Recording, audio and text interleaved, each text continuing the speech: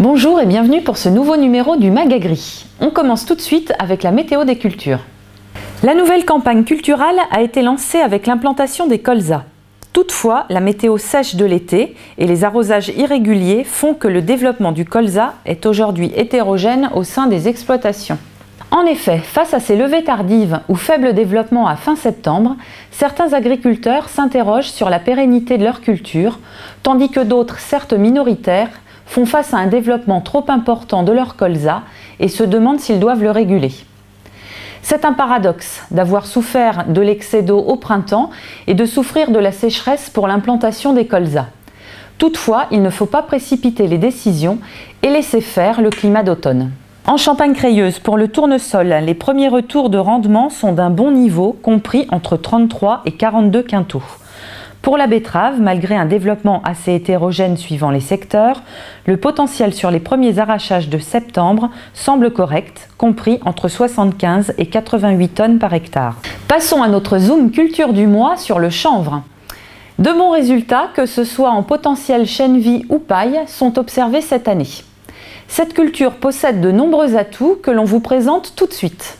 Sa moindre dépendance aux intrants, notamment phytosanitaires, sa couverture du sol qui limite le développement des adventices, sa période de récolte décalée par rapport à beaucoup d'autres cultures. Bref, des qualités importantes dans le contexte actuel. Enfin, la bonne nouvelle est l'annonce de la construction d'une nouvelle unité de transformation à proximité de Troyes, avec un potentiel de développement de 850 hectares supplémentaires. Il s'agit d'une opportunité pour les exploitants en recherche de nouvelles cultures, pour diversifier leurs assolements et pour être moins exposés aux aléas climatiques ou économiques. Rendez-vous le mois prochain pour un bilan définitif sur les cultures à récolte tardive.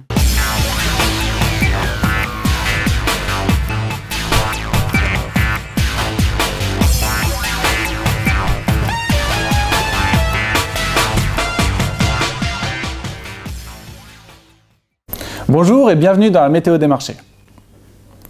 Les marchés restent lourds. Les prix du blé sont historiquement bas sur 7 ans.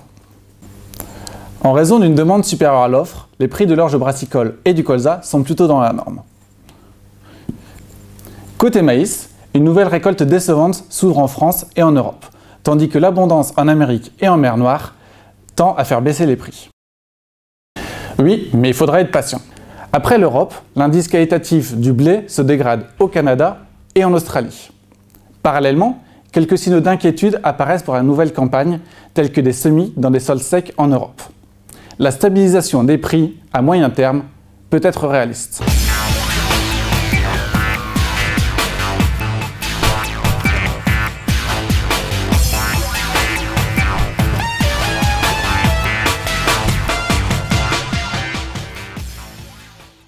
On passe à l'agenda du mois de novembre.